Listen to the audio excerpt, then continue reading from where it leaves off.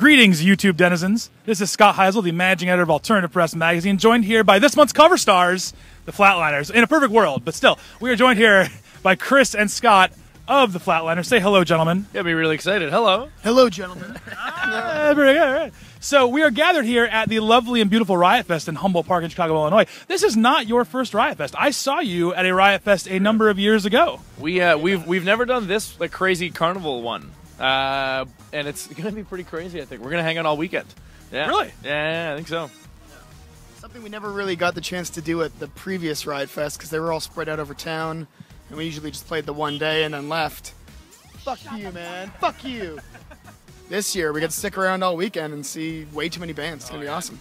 And you guys actually get to open tomorrow night for, I know, one of your favorite bands and mine, Rocket from the Crypt, motherfucking Rocket from the Crypt. Yeah. Tell me how that... They're named a motherfucking Rocket. Or Rocket from the motherfucking Crypt. Just put it in there somewhere. So tell me, how did that happen? Who made the call? Who did you have to pay off to open for Rocket from the Crypt? It was Riot Mike, hooked it up. I guess he knows we love that band, and he knew they were doing an after show, and he asked us if we'd want to do it, man. You said for $10,000 Canadian, obviously, because you or Bitcoin. Canadian Tire money. What Canadian Tires are really kind of crappy, but really salt of the earth hardware store. It's a chain across Canada. And every time they give you change there, they also give you the same amount of change in the coins you would get as change in Canadian Tire money. And then you just throw it in the garbage. It's don't like Disney dollars, you know.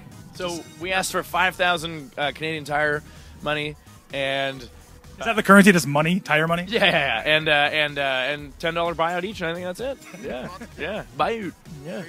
Well, so you guys, for those of you who don't know, you could go on YouTube, maybe in the little assorted search on the side, you'll get their cover of Rocket from the Crypt. Are you going to play that tomorrow night? You could scoop them. You could be like, you guys. Yeah, man, our drummer Paul, he tried to convince us the other day that we should cover a Rocket song. You know.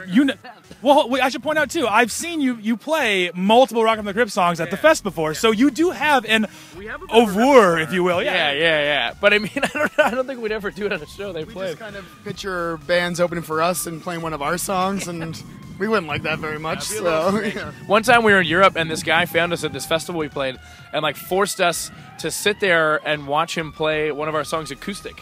Which was interesting. It was cool, but it was really awkward. The way he went about it was very strange. And he was like, "You just wait, and I'll do it here. Just wait. I have to go get my guitar. You wait here. I'll come right back." It was a little too much. It was a little too much.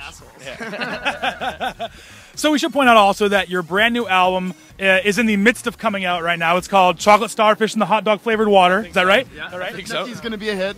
Yeah. It's got that nice, fresh sound of tomorrow. Yeah, exactly. Yeah. No, we should just point out your new album, Dead Language, is coming out any day now. Pre-orders might be shipping as we speak. It took a while for this album to come out. It's been 3.5 years since your last album. Yeah, a long fucking time. Almost a presidency. Almost a presidency. In metrics, that's 17 years. That is a long time. I know there was some difficulty recently with mixing and mastering and stuff, but what was the process like that took so long to get that record out? We were on the road quite often for those 3 years as well. And we don't really tend to write that much on the road because we're usually just drinking or sleeping. Or counting our Canadian Tire money. Yeah. Saving up our bucks. So I think that was a big part of it, was just not really having the time to... We're just writing in random bursts here and there in between tours. But once we got enough songs done and we're happy with it, kind of took a long time after that too. It all came together, and then we waited for a while longer. We started recording it kind of by accident. We went into the studio to do demos and stuff, and then we started to listen to the demos we'd done over the course of only a couple days, and that was this is a long time ago. And we started listening to them, and we thought they sounded pretty cool. We were really psyched on them, and then we started to second guess the whole process we've always gone about. Writing a song, demoing it, rewriting it, picking it apart again, re-recording it for the album, and then there's all that pressure. This is the album version, And no reaction, nothing. And you guys hear ABBA in the background? That's just you. And yeah. Phantom songs in your head. I don't know. We just came to the realization that we didn't want to do that anymore, and we just wanted to have, if we could, one version of every song, one recording of every song we wrote. We wrote 20 songs. Then we had to dwindle it down from there, and every part of the process took a while, but we're really, really psyched on how it turned out. It's really cool. It's finally coming out. Yeah.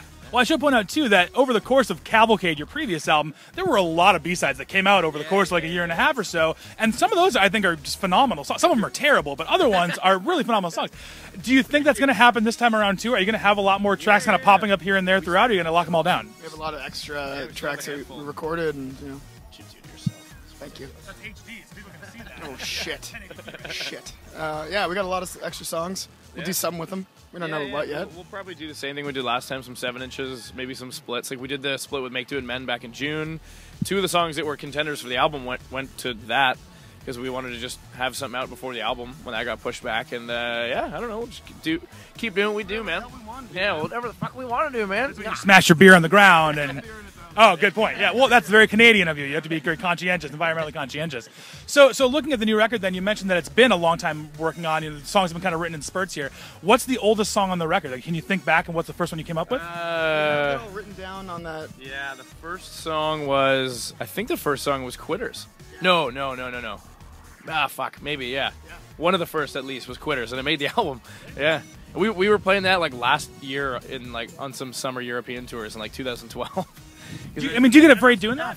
Do you get afraid like trying out that new material when you're doing stuff like that? Are you worried about the YouTube people jumping on it and like analyzing those songs to death? I feel like the four of us always have a debate going as to how early is too early to play some new stuff. You know? Oh, here we go. All right, Careless Whisper, guys.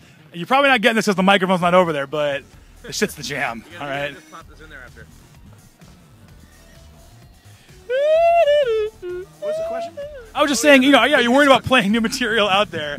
We'll edit this together in post. That's just fine. Sometimes we we don't really worry too much about it. I think we just like make a conscious decision of like which song to play first. I guess I think the reason we ended up playing Quitters as the first like brand new song ever live was because it's like a minute and a half long. So if it sounds like shit, it's over pretty soon. We wanted to kind of mess with people too. Like, here's a taste. It's not that long though, so you better be paying attention if you like the band and you want to hear some new shit. Yeah, I don't know. Like at this point, like anything's gonna end up on the internet, anyways. You know what I mean? So if you're willing to play a new song, I think you just have to realize that that's the risk you take. You should have the confidence in your material to debut it like that. All right. So this is not only the only fest you're playing this year. You are once again playing the fest down in Gainesville, Florida. Last year at the fest, you had an interesting conflict. You were up against the Menzingers, Pennsylvania's own. Was that last year? Yeah, I think so. Oh, it might have been 2 years ago. 2 years ago. At a previous fest, listen, man, I've gone to like 8 fests. Yeah, they all blur together after a while. Very true. At a previous fest, we were still there. at a previous The Fest, you played at the same time as the Menzingers, and you realized that you share a pretty similar fan base, so you both each covered one another's songs.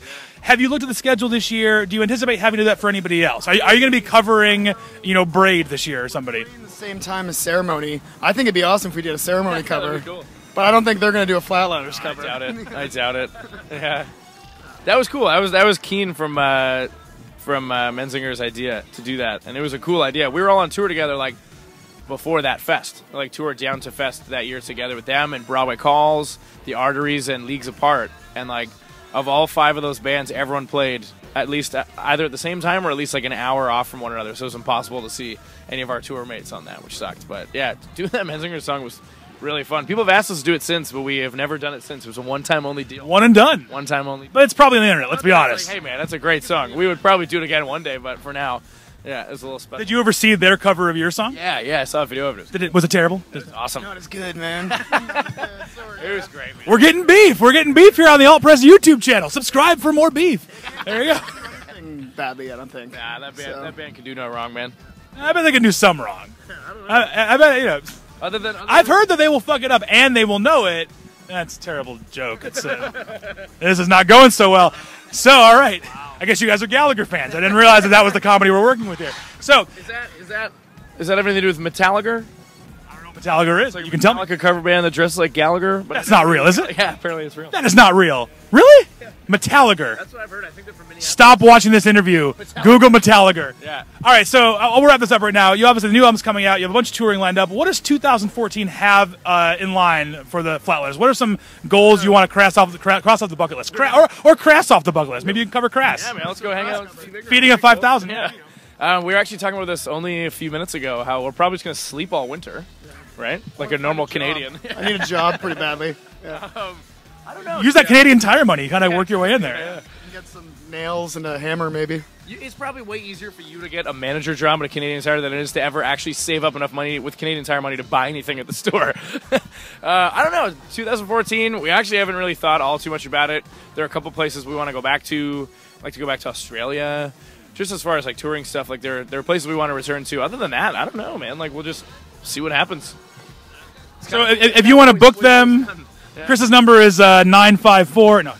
911, and then our guarantee is $4,500 in Canadian Tire money exclusively. The green bills exclusively. They're all different colors. The green ones look the coolest. They look most like real money.